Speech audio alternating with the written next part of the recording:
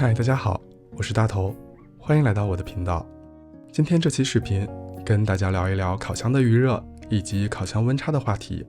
希望能帮助你在跟着食谱制作的时候获得更理想的烘焙结果。我的食谱步骤中都会让大家先预热烤箱，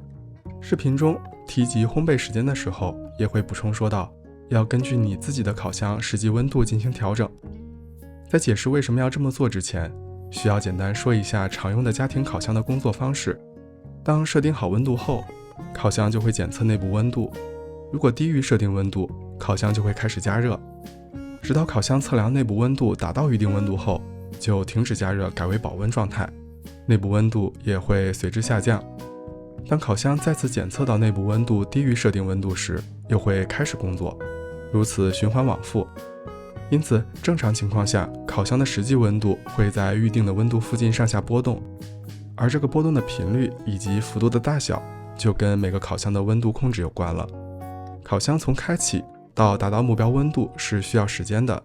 这也是为什么要提前预热。虽然多数食谱是等得起这一段时间，但对于海绵蛋糕这种混合好面糊后就要立即进烤箱的食谱来说，预热就很重要。为了防止忘记预热，同时也是合理利用时间，我就通常会把它写在食谱的第一步。此外，烤箱刚刚提示预热好后，内部温度也不一定就达到了目标温度。我放了一个探针温度计在烤箱中层正中间的位置，也是最常用的烘焙位置，设定预热温度350华氏度。第14分钟的时候提示预热结束，但中层的温度只有325华氏度，此时烤箱已经停止加热，改为保温状态。第19分钟的时候，内部温度降到312华氏度，直到25分钟左右才继续加热到340华氏度附近，并在这个温度上下波动。造成这种温差的原因之一就是烤箱自带的温度探针并不在真正烘烤的位置。我家的烤箱温度探针就刚好在顶部靠近加热管的地方，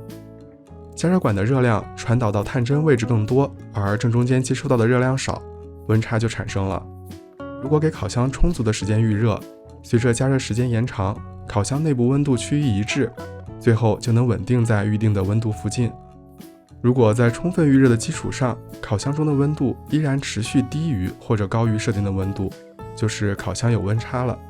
烤箱有温差是很常见的现象，想要确切知道自己的烤箱是否有温差，差多少，就需要借助这种烤箱温度计或是探针温度计的帮助。但温度计也不是必须的，跟着同一个食谱制作几次后，发现与食谱同样的烘焙温度与时间，不是没烤熟上色不足，就是烤干烤糊了，那就是烤箱温度偏低或偏高，适当延长缩短烘烤时间或调整设定的温度就可以解决。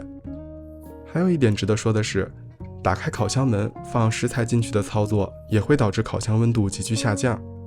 以我家的烤箱为例，打开烤箱门仅仅2秒后再关闭烤箱门，温度下降了20华氏度，而且在关闭后的2到3分钟内也不会重新测量温度并加热。对于多数的食谱来说并没有什么影响，但对于像是泡芙、披萨、某些面包之类的需要较高起始温度的食谱，影响就会比较大。想要解决这个问题，简单的办法就是提高温度来预热烤箱，放食材进去后再调整到目标温度，或者搭配一个能够积蓄很多热量的烘焙石板一起预热。了解你的烤箱，充分预热烤箱，然后根据实际烘烤的结果灵活调整烘烤的温度和时间，而不是一味的照搬食谱中的数值，就一定能够获得完美的烘焙结果。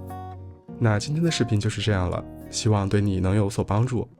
喜欢我视频的话，记得点赞、评论并关注我的频道。我是大头，我们下期再见。